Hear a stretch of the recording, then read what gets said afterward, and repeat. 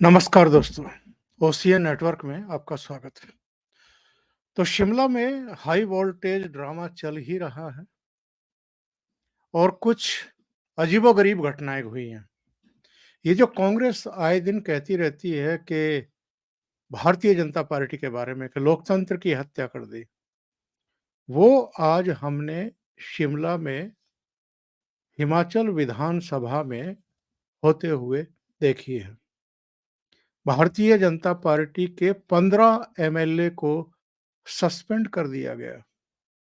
15 MLA को martial बुलाकर के सदन से बाहर करा दिया गया। और ये क्यों कराया गया है? 2 कारण समझ में आते हैं।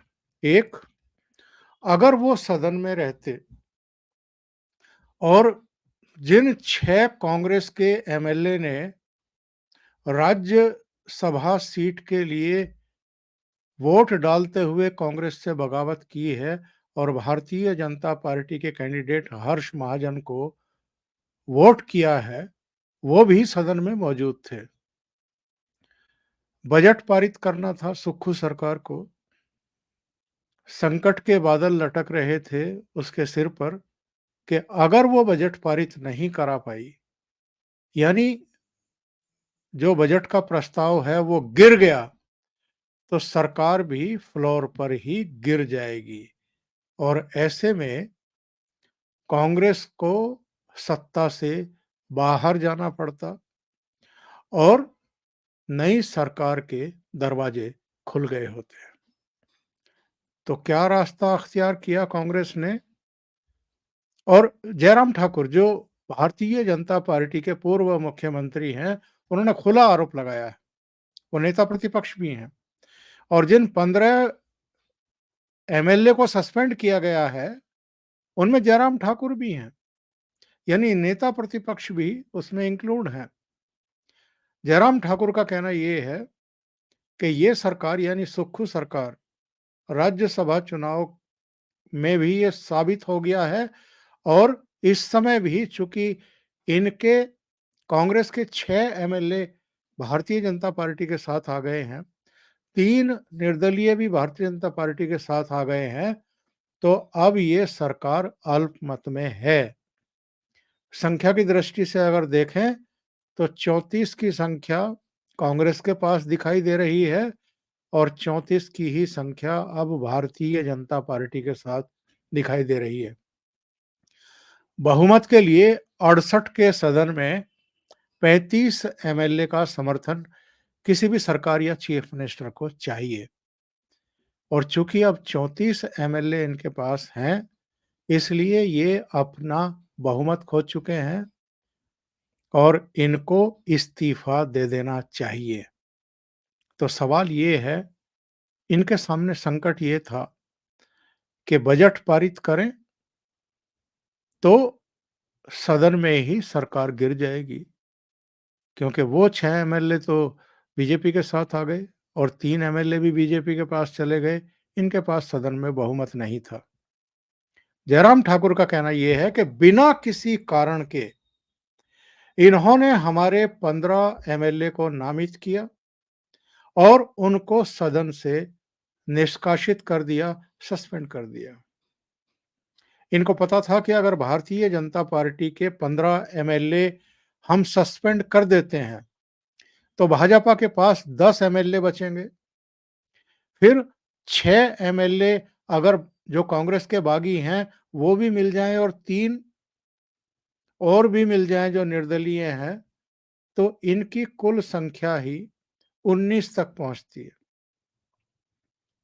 तो ऐसे में ये बजट पारित करा सकते हैं और यही सुक्खू सरकार ने किया। और सबसे आश्चर्य की बात क्या है? ये जो तथ्य है, ये मेन स्ट्रीम मीडिया में नहीं दिया जा रहा है। यानी भारतीय जनता पार्टी के आप 15 एमएलए बिना किसी कारण के नामित करें और सदन से उनको सस्पेंड कर दें, इसलिए कि आपको अपनी सरकार बचानी है और अगले 3 महीने के लिए कोई अविश्वास प्रस्ताव ना आने पाए, इसकी व्यवस्था करनी है। यानी एक बार अगर बजट पारित हो जाता है तो इसका मतलब ये है कि सरकार बहुमत में है। तो अगले 3 महीने के लिए सरकार के खिलाफ कोई अविश्वास प्रस्ताव नहीं आएगा। तो 2 काम कर दिए इन्होंने और सदन को भी अनिश्चित काल के लिए स्थगित कर दिया। लेकिन क्या इससे सरकार बच गई है? क्या सुरक्षित हो गई है? बिल्कुल नहीं। सरकार पर संकट के बादल जस के तस बने हुए हैं। इसकी वजह मैं बताता हूँ। पूर्व मुख्यमंत्री जो हिमाचल प्रदेश के 6 बार मुख्यमंत्री रहे हैं, वीरभद्र सिंह, उनके बेटे विक्रमादित्य सिंह ने कैबिनेट से ही इस्तीफा दे दिया है। उन्होंने शिमला में बाकायदा प्रेस कॉन्फ्रेंस की है।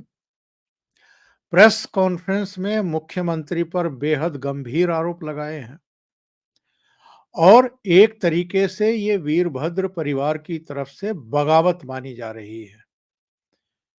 उन्होंने कहा है कि वो कैबिनेट मंत्री जरूर थे सुक्खू सरकार में, लेकिन उनके फैसलों में हस्तक्षेप किया गया, उनको अपमानित किया गया और जिन वीरभद्र सिंह के नाम पर ये सरकार बनी थी, ये जनादेश आया था और मतदान से ठीक 1 दिन पहले भी अखबारों में जो विज्ञापन दिए गए थे फुल पेज के, उसमें भी वीरभद्र सिंह के फोटो लगाए गए थे और ये कहा गया था कि उसमें लिखा गया था कि मुझे मत भूलना। उनका कहना ये है कि ये सरकार ठीक है, बाकी लोगों का भी कंट्रीब्यूशन है, उनकी भी मेहनत है, सबने परिश्रम किया है, लेकिन वीरभद्र सिंह के नाम पर ही लड़ा गया था और वीरभद्र सिंह के परिवार को ही अपमानित किया जाता रहा। उनका कहना है कि हमने बार-बार मांग की कि साहब माल रोड पर इस प्रदेश के 6 बार मुख्यमंत्री रहे वीरभद्र सिंह जो सबसे लोकप्रिय नेता थे वहाँ के, उनकी प्रतिमा स्थापित की जाए। उन्होंने कहा कि 2 गज ज़मीन, 2 मीटर ज़मीन भी ये सरकार 1 डेढ़ साल में माल रोड पर नहीं दे पाई और वो भावुक भी हो गए कहते हुए।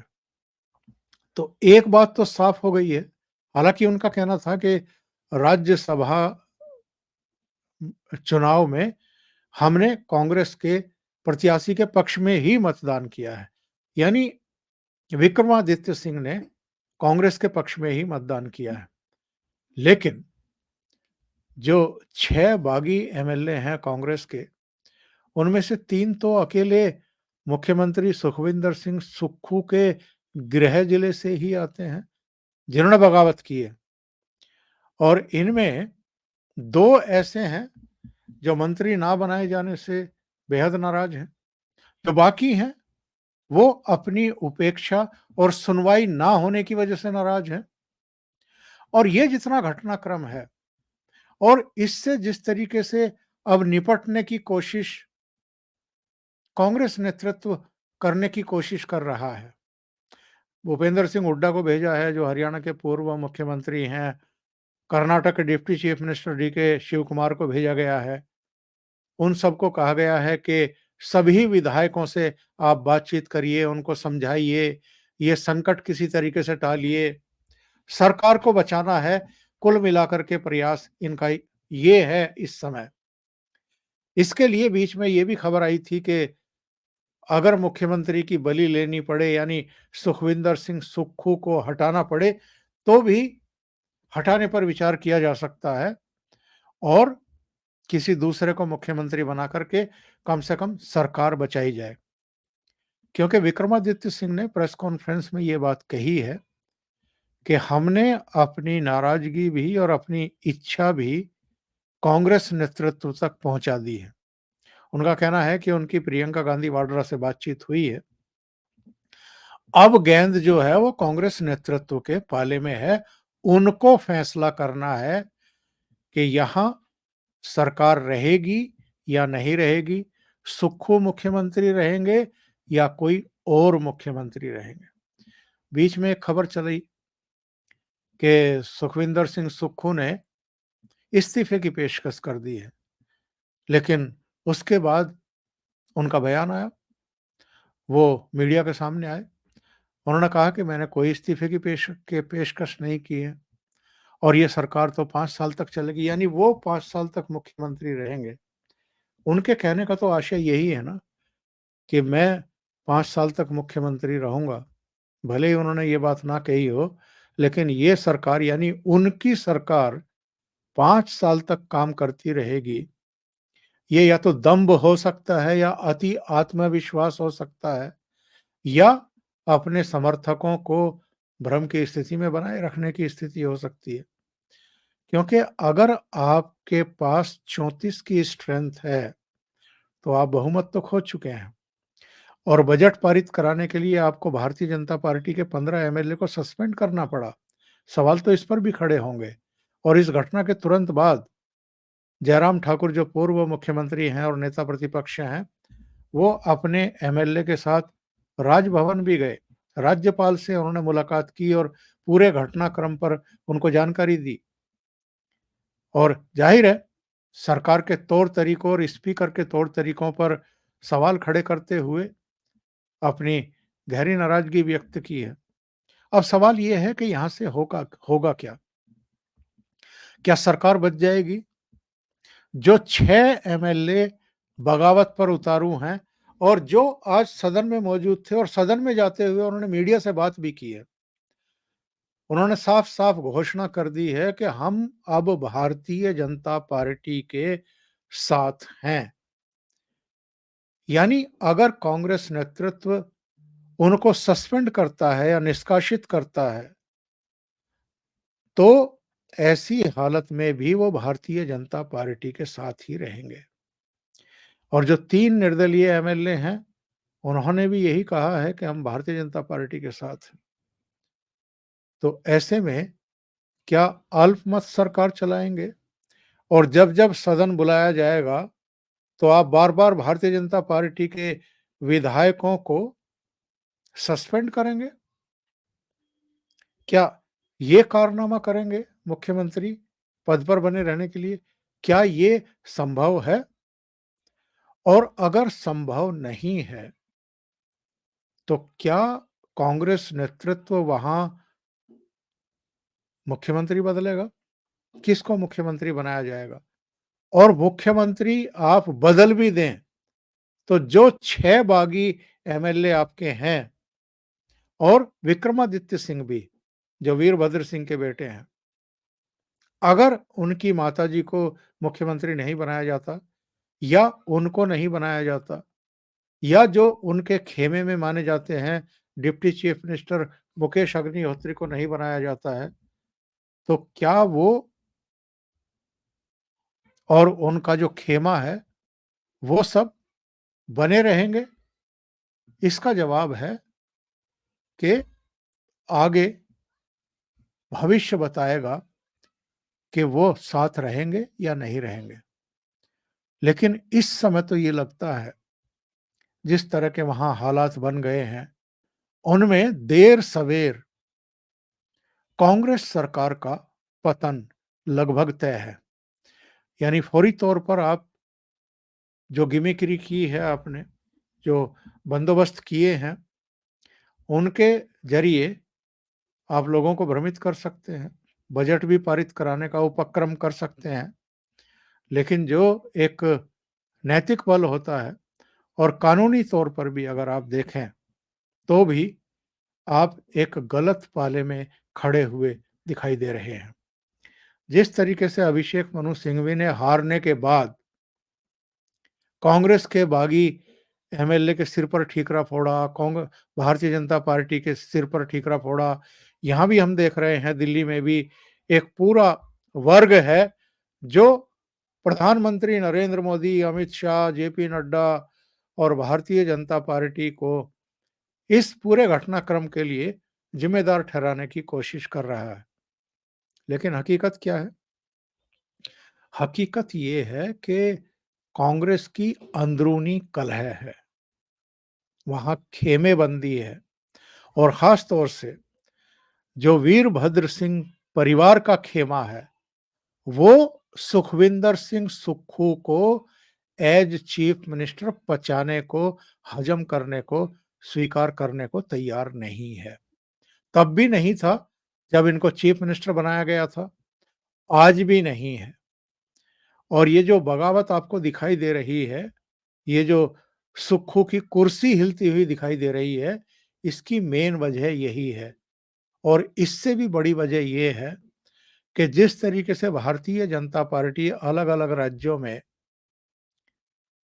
जब भी कोई थोड़ा बहुत संकट दिखाई देता है, उस संकट को सुलझाता है, उस तरह का मैकेनिज़्म अभी तक कांग्रेस के भीतर नहीं है। यहाँ पर तो पता नहीं क्या चल रहा है। और राहुल गांधी जिस तरह की राजनीति करते हैं और टॉप लेवल पर जो एक भ्रम की स्थिति बनी रहती है, उसके चलते भी ये जो संकट पैदा होते हैं अलग-अलग राज्यों में, और हिमाचल कोई पहला स्टेट नहीं है जहाँ इस तरह की स्थितियाँ परिस्थितियाँ निर्मित हुई हैं।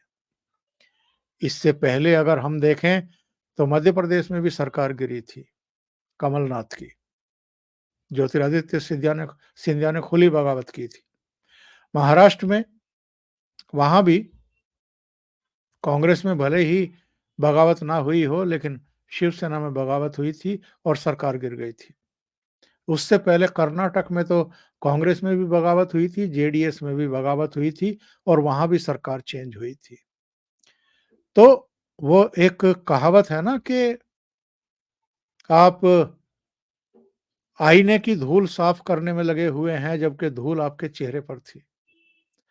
तो जो आपके अंदरूनी संकट हैं, उनको आप एड्रेस नहीं कर रहे हैं और इसका ठीकरा भारतीय जनता पार्टी के सिर पर फोड़ने की कोशिश कर रहे हैं। अभी के लिए इतना ही। बहुत-बहुत धन्यवाद। अगर आपको ये चैनल और इसके कंटेंट पसंद आ रहे हैं, तो लाइक करें, कमेंट करें, वीडियो को शेयर भी करें। अभी तक अगर आपने ये चैनल सब्सक्राइब नहीं किया है, तो सब्सक्राइब कर लें और साथ में लगे बेल आइकॉन को दबा दें, ताकि आगे आने वाले वीडियो और उनके नोटिफ़िकेशन आप तक पहुँचते रहें। बहुत-बहुत धन्यवाद। नमस्कार।